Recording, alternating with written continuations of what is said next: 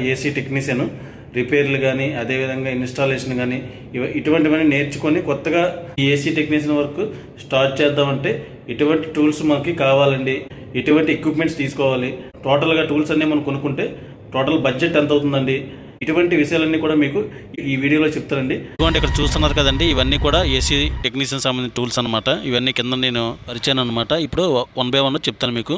ఇది కూడా ముందుగా మనం చూసుకుంటే కనుక మన హ్యామరింగ్ డ్రిల్లింగ్ మిషన్ అయితే కొనుక్కోవాలండి. ఒకటి ఏంటంటే వాల్స్కి కన్నాలు పెట్టుకోవడానికి కానీ అదేవిధంగా ఏసీ ఇన్స్టాలేషన్ కానీ అవుట్డోర్ వేయించాలన్నా ఇవన్నీ మిషన్ అయితే కంపల్సరీ కావాలండి. ఇదిగోండి మిషన్ కొన్నప్పుడే ఈ డ్రిల్లింగ్ బిట్లు కూడా మీరు తీసుకోవాలండి. వాల్కి హోల్ చేయడానికి అనమాట. వాల్ హోల్ డ్రిల్ బిట్లు 55 mm, 65 mm, 75 mm ఇలా బిట్లు అయితే వస్తాయండి సైజు. సిజల్స్ బిట్ తీసుకోవాలండి. సిజల్ బిట్లు ఏంటంటే మనకు వాల్కి కన్నాలు కుట్టినప్పుడు ఏంటంటే ఒకసారి కాంక్రీట్ తగులుతుందండి. అదేవిధంగా ఒకసారి ఏంటంటే రాయిగట్టు గోళ్ళు తగులుతుంటే ఈ రాయి గోళ్ళు తగిలినప్పుడు కూడా అలాంటప్పుడు కూడా ఈ బిట్లు అనేది మనకు చాలా ఉపయోగపడతాయండి. వచ్చి మనకి జనరల్ కాంక్రీట్ డ్రిల్లింగ్ బిట్లు అయితే తీసుకోవాలండి. బిట్లో సైజ్ ఏంటంటే 4 mm, 6 mm, 8 mm, 10 mm, 12 mm ఇవన్నీ కూడా బిట్లు తీసుకోవాలండి. ఏంటంటే మనం ఎలక్ట్రికల్కు సంబంధించి మనకి వోల్టేజ్ అయితే చెక్ చేయడానికి మీటర్లు అయితే తీసుకోవాలండి. ఇది వచ్చి మనకి టాంగ్ టెస్ట్ అనమాట. అంటే క్లామ్ మీటర్ కూడా అంటారు, ఒకలా పిలుస్తారండి. వేరే బడ్జెట్ బాగుండి డబ్బులు ఉంటే కనుక ఇంకా మల్టీమీటర్ కూడా తీసుకోవచ్చు. అదేవిధంగా మెగ్గర్ కూడా తీసుకోవచ్చు. లేదు లో బడ్జెట్లో అవ్వాలంటే మీటర్ ఇటువంటి తోటి తీసుకుంటే సరిపోద్దండి. అంటే ఎలక్ట్రికల్ సైడ్ చాలా ఇంపార్టెంట్ అండి. అంటే వోల్టేజ్ చెక్ చేసుకోవడానికి కానీ అదేవిధంగా కంపల్సర్ మనకి ఓవర్లోడ్ అయితే తీసుకుంటుందా, యాంపేర్స్ ఎంత తీసుకుంటుంది ఇటువంటివన్నీ చెక్ చేసుకోవడానికి మీటర్లు అయితే కావాలండి.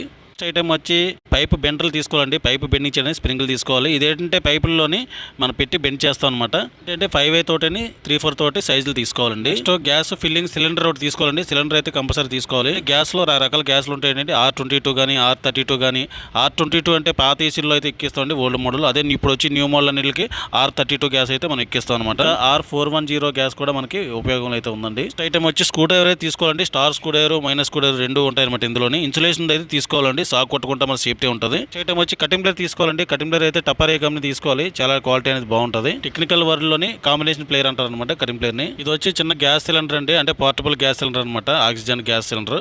మనం ఏసీ పైపులు ఏమైనా ఎక్కడైనా లీకేజ్ అయినా డ్యామేజ్ అయినా మనం వెల్డింగ్ చేయడానికి కాపర్ పైపులకి ఇదైతే ఉపయోగిస్తారండి.